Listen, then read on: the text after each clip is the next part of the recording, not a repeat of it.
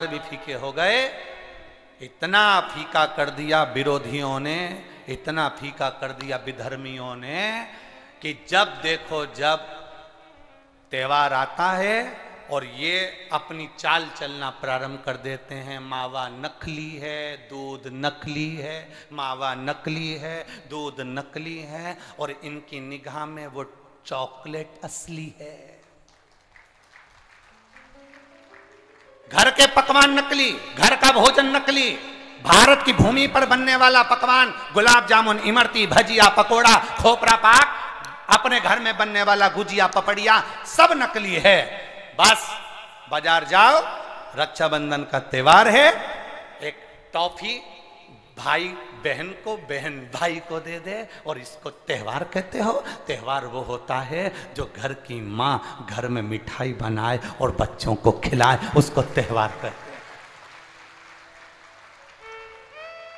फीका कर दिया त्योहारों को। जो भी त्योहार आते हैं या तो 2 हो जाएंगे, 3 हो जाएंगे, या फिर इतने छोटे हो जाएंगे कि उसमें आप विचार करते रहोगे कि मैं कल मनाऊं कि परसों मनाऊं। बस इसी विचार में पड़ते रहेंगे। और हमारा सनातन धर्म का जो हमारा एक आनंद है, हमारे जीवन का जो सुख है, त्योहार का जो उत्साह है, त्योहार का, जन्माष्टमी आती थी पहले लोग ऐसी जन्माष्टमी मनाते थे, रामनवमी आती थी पहले रामनवमी मनाते थे, रक्षाबंधन आता था पहले रक्षाबंधन खुशियों से मनाते थे, जब होली आती थी होली खुशियों से मनाते थे, दिवाली आती थी दिवाली खुशियों से मनाते थे, संक्रांति आती थी संक्रांति खुशियों से मनाते थे। जितने त्योहार आते थे एक आता था और उसमें उत्साह, उमंगता, आनंदता होती थी। आज के जमाने में इतना इतना बांट दिया, इतना इतना बांट दिया कि त्योहार को भी 2-4 कर दिए तो लोग विचार में पड़े रहते हैं। अब करें तो करें क्या, अब विचार करें तो करें क्या।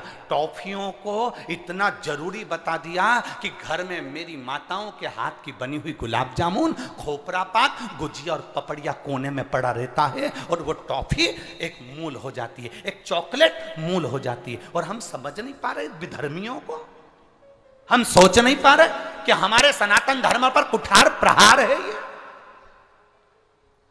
हमारे सनातन धर्म को नष्ट करने का प्रहार है ये। त्योहारों पर कौन सा एक, किसी ने बता दिया कौन से शास्त्र, कौन से वेद और कौन से पुराण में लिखा है कि त्योहार पर बहन भाई को तिलक लगाए तो टॉफी खिलाए, चॉकलेट दे। यह हमारा सभ्यता, हमारी संस्कृति और हमारा संस्कार नहीं है।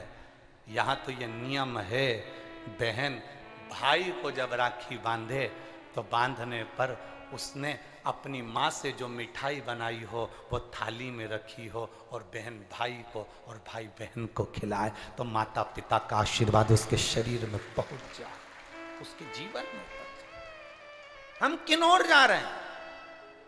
और हम चिल्ला चिल्ला कर कह रहे हैं धर्म की अधर्म का, प्राणियों में विश्व का हो गया। सीधी बात। हम जा कहां रहे हैं? हम किस पथ की ओर, हम किस मार्ग की ओर जा रहे हैं?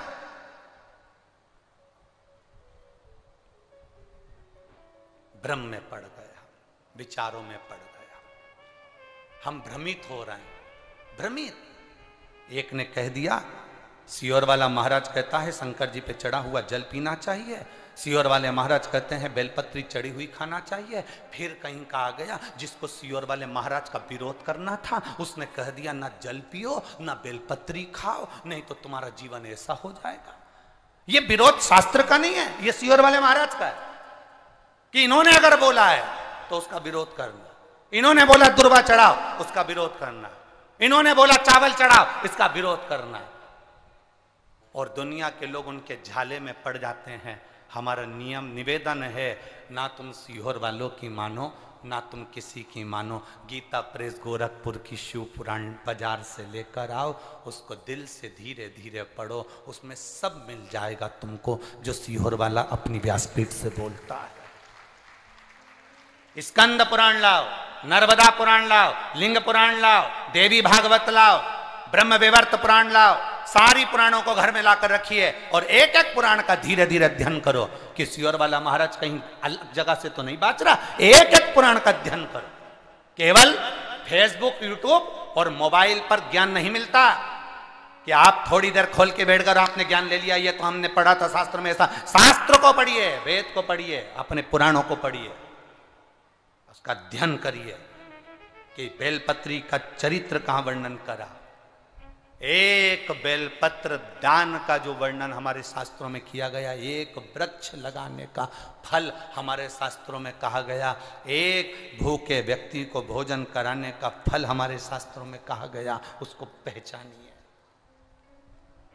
एक नवयुवक लड़का अपने पिता के सिंहासन पर बैठ गया,